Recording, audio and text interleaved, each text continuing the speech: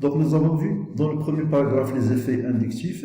Maintenant on va voir les effets mésomères. Qu'est-ce que ça veut dire les effets mésomères? Les effets mésomères sont dus à la délocalisation des électrons pi et p, favorisés par l'électronégativité relative des atomes liés, qui sont favorisés par l'électronégativité des atomes.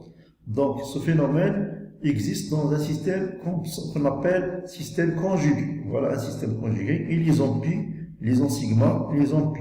Ou bien une liaison pi, liaison sigma et double libre p.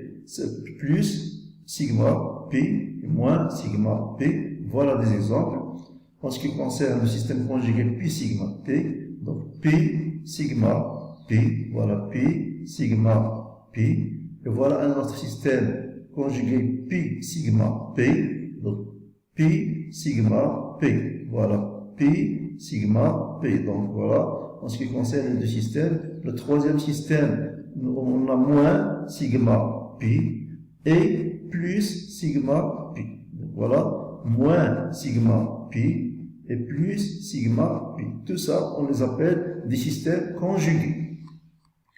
Donc, je donne un exemple où nous avons un système conjugué P sigma pi. Mais la liaison, cette liaison sigma, permet la libre rotation. La libre rotation n'appartient pas au système conjugué. Donc, permettre la libre rotation et le système n'appartient pas au système conjugué. Donc, chaque liaison de système conjugué a un caractère partiel de double liaison. Donc, chaque liaison de système conjugué a un caractère partiel de double liaison. Donc, ici, la liaison P présente un effet mésomère donneur, ce qui fait qu'il va former une double liaison ici, et cette liaison P qui va se fixer sur le carbone pour obtenir cette molécule. Donc, il est chargé moins sigma, et ce carbone, il est chargé plus sigma, ce qu'on appelle la limite, la forme de limite de résonance. Donc, regardez ici, si on prend ici, par exemple, la charge négative qui va former une double liaison ici, et celle-là va stabiliser ce carbocation. Ou bien, je prends une liaison, le carbanion ici, qui va former une double liaison ici, et cette double liaison qui va stabiliser ce carbocation par une double liaison. Donc, le trajet des électrons, ça part de ce carbone jusque sur ce carbone, ce qu'on appelle l'hybride de résonance. Voilà, l'hybride de résonance, c'est la délocalisation des électrons pi de ce carbone à ce carbone.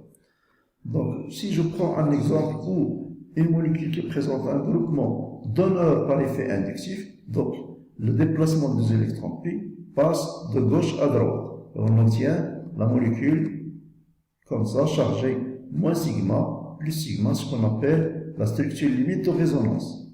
Si on prend une molécule qui possède un effet inductif attracteur, comme le chlore par exemple, le déplacement des électrons pi passe de droite à gauche, on obtient la molécule chargée plus sigma et moins sigma, ce qu'on appelle la structure limite de résonance. Voilà comment on peut présenter la structure de résonance selon les groupements électro-attracteurs par effet inductif ou bien électrodonneurs par effet inductif. On envisage deux types d'effets mésomères comme nous avons fait pour les effets inductifs. Pour les effets inductifs, on a les effets électrodonneurs plus I et les effets électro-attracteurs moins I. De même ici, on peut avoir les effets donneurs plus N, ce sont des halogènes et les NH2, NHR, NR2, OHR, et les effets attracteurs, ce qu'on appelle moins N, ce sont les carbonyles et les émides. Voilà un classement des effets mésomères donneurs et mésomères attracteurs. Donc les effets mésomères donneurs notés plus N, ce sont les halogènes, les carbonyles et les amines. Et ici, les effets mésomères attracteurs, tout ça, ce sont aussi de COR, CN, etc.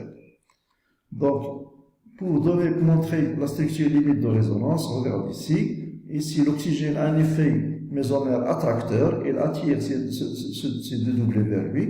Il va être chargé négativement. Et le carbone, qui possède que 3 liaisons, va être chargé positivement. Donc, ce carbocation va être stabilisé par la liaison pi. Et on obtient une charge plus sur ce carbone et une charge moins sur ce carbone. Donc, regardez le trajet de la liaison des électrons pi de l'oxygène jusqu'au carbone, ce qu'on appelle l'hybride de résonance. Voilà l'hybride de résonance avec des pointillés. On le note avec des pointillés moins sigma et plus sigma. Je donne un autre exemple où nous avons regardé un système conjugué où pi sigma pi, donc ce a un effet inductif, un effet mésomère attracteur, donc il va attirer les doublés de liaison pi.